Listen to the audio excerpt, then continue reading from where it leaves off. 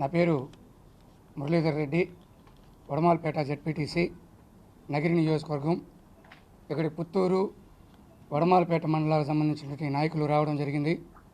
ఈ press meet ముఖ్య కారణం ఏమంటే, ఈ నెల అంటే గత నెల 25వ తేదీ నేను జెడ్పీటీసీ హోదాలో ప్రజల కోరిక మేరకు నేను అప్లాయగుంట సచివాలయము, అదేవిధంగా పత్తిపుత్తూరులో అయ్యన్నగారిపల్లిలో రైతు భరోసా కేంద్రము, బిఎంసి కేంద్రాలు ఓపెన్ చేయడం జరిగింది.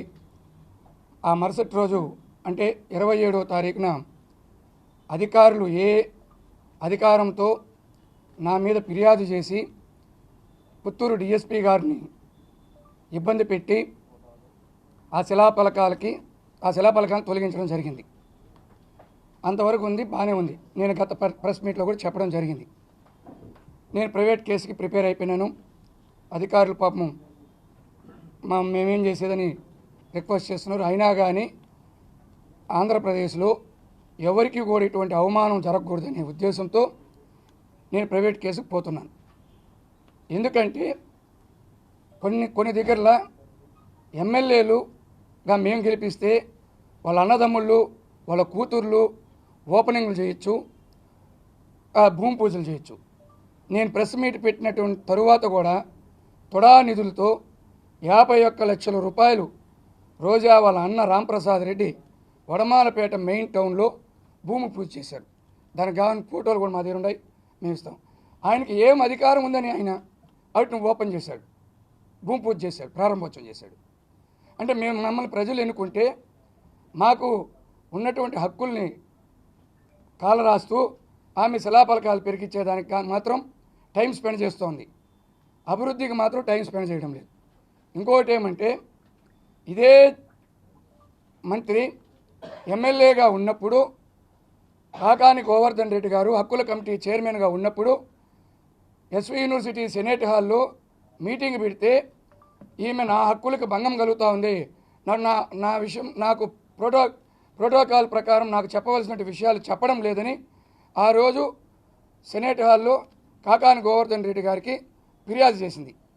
అప్పుడు ఆమెకైతే ఒక న్యాయము, మాకైతే ఒక న్యాయం. ఇది జనాలకు తెలియాలనే ఉద్దేశంతో చెప్పడం జరుగుతోంది. ఇంకొకటి ఏమంటే, ఈస్ట్ ఇండియా కంపెనీ వాళ్ళు కూడా మన భారతదేశంలో ఉన్నారు, కానీ వాళ్ళు వ్యాపార నిమిత్తం వచ్చినారు, వాళ్ళు వ్యాపారం చేసుకున్నారు. కానీ మా ఎమ్మెల్యే వాళ్ళ అన్నలు ఎక్కడి నుంచో బయట నుంచి వస్తే నాన్ లోకల్ అయిన వాళ్ళని గెలిపించినాం మేము. అందుకే మా మెట్టుతో మేము కుట్టుకున్నాం. విపరీతమైన దోపిడీ చేస్తూ ల్యాండ్ వాళ్ళ ఇంట్లోనే రచ్చలు. ఆమె ఒకరికి సపోర్ట్ చేస్తుంది, ఆయన ఇంకొక ఆయనకి సపోర్ట్ చేస్తారు. అధికారులను కూడా మానసికంగా ఇబ్బంది పెడుతున్నారు వాళ్ళు. ఎప్పుడెప్పుడా మా మండలంలో కానీ మా నియోజకవర్గంలో ఎప్పుడెప్పుడా ఎలక్షన్ కోడ్ రాబోతుందా, మనం ప్రశాంతంగా ఉండబోతామా అని అధికారులందరూ తలలు పట్టుకుంటున్నారు. ఈ మాదిరిగా ఉంటే మేము ఒకటే చెప్తున్నాం మా నాయకత్వానికి. ఈరోజు ముఖ్యంగా చెప్పడం ఏమంటే, నేను ఓపెన్ చేసి ఆ శిలాఫలకాలు పెరిగించినటువంటి అప్లాయగుంట, పత్తిపుత్తూరు ఈరోజు ఓపెనింగ్ టైం 3 గంటలకు చెప్పింది. మేము అందుకే మీకు 4 గంటలకు ప్రెస్ మీట్ టైం అడిగాం. ఇప్పుడే అందిన వార్త ఏమంటే, అప్లాయగుంటలో జనాలు లేక ఒక ప్రోగ్రాం క్యాన్సిల్ అయిపోయింది. ఒక ప్రోగ్రాం క్యాన్సిల్ చేసుకుంది. ఇప్పుడు మా ఊర్లోకి ఇంతవరకు రాలేదు. అక్కడ కూడా మా ఊరిలో ఎవరు లేరు. అంతా ఈ సచివాలయం స్టాఫు, ఈ వాలంటీర్లు, ఈ మండల స్థాయి అధికారులు తప్పితే మీరు ఎవరినైనా ఒక రిపోర్ట్ని పంపించి చూసుకోండి. మీరు నాయకులతో పనుల మండలంలో ఉండే నాయకులు వాళ్ళు వాళ్ళ పనుల కోసం వాళ్ళు వస్తూ ఉంటారు. పత్తిపుత్తూరులో ఇప్పుడు అప్లాయగుంటలో క్యాన్సిల్ అయిపోయింది, మన జనాలు లేక టెంట్ ఇప్పేసినారు ఇప్పుడు. కాబట్టి మేము మీ ద్వారాగా చెప్పేది ఏమంటే, మాకుండే హక్కులు మాకుంటాయి. మాకు రాజ్యాంగం కల్పించింది, చట్టం కల్పించింది. ఎమ్మెల్యేగా ఉంటే ఆమె ఏమైనా చేసుకోమని మేము వద్దని చెప్పలా. జెడ్పీటీసీలు, ఎంపీపీలు ఎవరైనా ప్రశాంతంగా ఉన్నారా ఆ మండలంలో? ఇతను నిండా జెడ్పీటీసీ భర్త. మేమిద్దరమే ఆ రోజు చిత్తూరులో మాట్లాడడం జరిగింది. ఇలాగా ఎలక్షన్ దగ్గరికి వచ్చినా కూడా ఈ మాదిరిగా మా మీద మేము ఓట్లేసి గెలిపించాము ఆమెని. ఆమె అయితే మాకు ఓటేయలేదు, నన్నైతే ఓడించాలనే చూసినారు వాళ్ళన్న పెద్ద ఆయన కుమారస్వామి రెడ్డి. మా నాయకులకి అందరికీ చెప్పాడు, అయినా నేను గెలిచాను. ఈ మారి ఉంటే ఏం చేయాలనేది ఒకటి. మూడోది ఏమంటే ఆమె టికెట్ అన్నారు. ఆమె టికెట్ ఇమ్మనే వాళ్ళంతా ఆమె ఓడిపోతే భాను గెలుస్తారని కోరుకునేవాళ్ళే. ఇండైరెక్ట్గా భానుప్రకాష్ సపోర్ట్ చేసేవాళ్ళే ఆమె టికెట్ ఇమ్మని అడుగుతున్నారు. ఇది సత్యం. మీరు ఏ 10 మందిని ఇక్కడి నుంచి కాల్ చేసి అడిగినా మా కాన్స్టిట్యూషన్లో 10 మందిలో ఒక్కరు చెప్పినా కూడా ఆమె గెలుస్తుందని నేను శాశ్వతంగా ఇప్పుడుండే జెడ్పీటీసీకి రిజైన్ చేసి మీరు ఏం చెప్తే ఆ పనికి నేను రెడీ అవుతాను. మేము కోరుకునేది మా నాయకత్వాన్ని ఆలోచించమని చెప్తున్నాం. ఎక్కువ టైం ఆలోచిస్తే ఇంకా టైం తీసుకుంటే పార్టీ కూడా నష్టపోతుంది. మళ్ళీ నెక్స్ట్ వచ్చే వాళ్ళని గెలిపించుకోవాలంటే చాలా కష్టంతో కూడిన పని. కాబట్టి వీలైన తొందరగా ఏదో ఒక నిర్ణయం తీసుకోమని మీ ద్వారాగా కోరుకుంటున్నాం. అదేవిధంగా ఇది ఎంతవరకు న్యాయము, ఈ శిలాఫలకాలు మళ్ళీ ఈరోజు ఏర్పాటు చేయడం ఒక మంత్రి హోదాలో ఉండి ఇంత కిందకి దిగజారుతుందంటే నేను నా కళ్ళలో కూడా ఊహించలే. నేను కూడా 14 నుంచి 19 వరకు నేను నగర నియోజకవర్గంలో సింగిల్ ఎంపీపీ నేను ఒక్కడే గెలిచింది. నేను ఏ రోజు కూడా ఎమ్మెల్యేని కాదని టెంకాయ కొట్టింది లేదు, ఒక ఓపెనింగ్ చేసింది లేదు. అటువంటి ఆమె ఇటువంటి పనులు కొడిగడుతుందని మేము కళ్ళ కూడా ఊహించలే. ఆమె తీరులో ఇప్పటికి కూడా మార్పు రాలేదు. ఆమె తీరులో మార్పు వచ్చి ఉంటే ఓపెన్ చేయనరు, ప్రజలు ఓపెన్ చేయనరు అని వదిలేసి ఉండొచ్చు. వదలలేదు ఆమె నా మీద కక్ష సాధింపు. ఇప్పుడు నేను ఇక్కడ చేశాను, నిండ్రలో ఆమెకి జెడ్పీటీసీ మా క్యాండిడేటు ఎంపీ సర్పంచులు 10 మంది ఉన్నారు. అక్కడ రెడీగా 2-3 బిల్డింగ్లు ఉన్నాయి. అవి వాళ్ళు ఓపెన్ చేస్తారు. ఏదో ఒకటి మన టికెట్ వస్తున్నారు రాదో ఇచ్చినా మనం గెలిచే పరిస్థితుల్లో లేము. ఆమెనే వ్యతిరేకిస్తారు, పార్టీని ఎవరు వ్యతిరేకించడం లేదు. అవును, వాళ్ళు తెలుగుదేశంలో నుంచి ఈ పార్టీలోకి వచ్చినారు చూడు.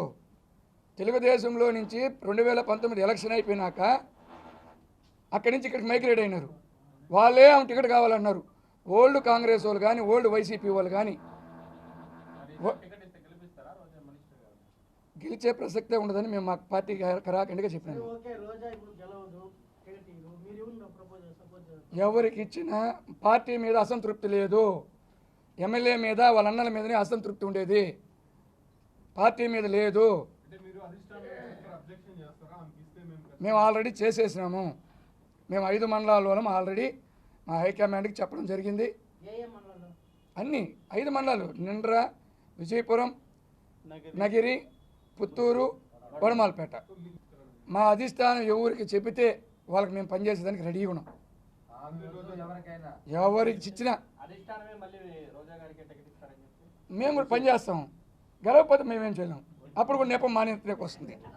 మేము చక్రపాణి రెడ్డికి ఇచ్చినా ఇబ్బంది లేదు, పుత్తూరు ఏలుమలైకి ఇచ్చినా ఇబ్బంది లేదు, మీకు ఇచ్చినా ఇబ్బంది లేదు. మాకు మా శక్తి కోసం మేము 19లో 14లో ఆమెను గెలిపెట్ట ట్రై చేసినామో అదే మరి. ఇప్పుడు మా వాళ్ళంతా ఒకే నినాదం, లోకల్ వాడికే టికెట్ కావాలన్నారు, బయట వాళ్ళకి ఇస్తే మేము చేయమన్నారు. లోకల్ వాడికే టికెట్ కావాలన్నారు. ఇప్పుడు ఆమెను ఎక్కడి నుంచో తీసుకొచ్చారు. ఆమె 2 మాటలు ఓడిపోయింది. ఇంకొక మాట, నేను 2006 నుంచి చెంగారెడ్డి మంత్రి అయినప్పటి నుంచి నేను కీ పాలిటిక్స్ చేస్తున్నా. మండలంలో టాప్ 5లో 1వ వార్డు 2వ వార్డు కానీ ఉండా. మాకు జెడ్పీటీసీ టికెట్ ఇచ్చేది ఆమె 2 మాటలు తెలుగుదేశంలో ఓడిపోయింది. ఆమె నగిరిలో ఒకసారి, చంద్రగిరిలో ఒకసారి. ఆ 2014లో నేను ఎంపీపీగా నిలబడిపోయింటే ఆ రోజు కూడా ఆమె ఓడిపోయి ఉంటుంది. ఆ రోజు కూడా నా మండలం నేను ఒక్కడే ఎంపీపీ, నా మండలంలోనే జెడ్పీటీసీ ఎంపీపీ గెలిచింది. ఆ రోజు కూడా 1780 ఓట్లు నా మెజార్టీ. మాకు అంత ఆర్థిక స్తోమత లేదన్నా. మా వ్యతిరేక వర్గం మొత్తం అభిప్రాయం ఇది.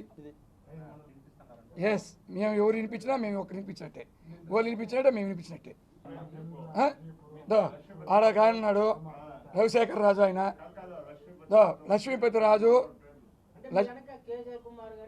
అందరూ ఉన్నారు. అందరితో ఈ అన్న వచ్చి భాస్కర్ రెడ్డి అన్న, చక్రపాణి రెడ్డి వాళ్ళ తమ్ముడు. ఈయన గతంలో ఎంపీపీ కావాలనే వ్యక్తిని, మీకు తెలుసు ఆ సన్నివేశం, హైడ్రామా అంతా. ఆమె సినిమా మేము దాంతో పోటీ పడలేకపోతున్నాం. మా పార్టీ గమ్మునుంటే పోటీ పడతాం, దాంట్లో కూడా వెనకాడికి వెళ్ళాం.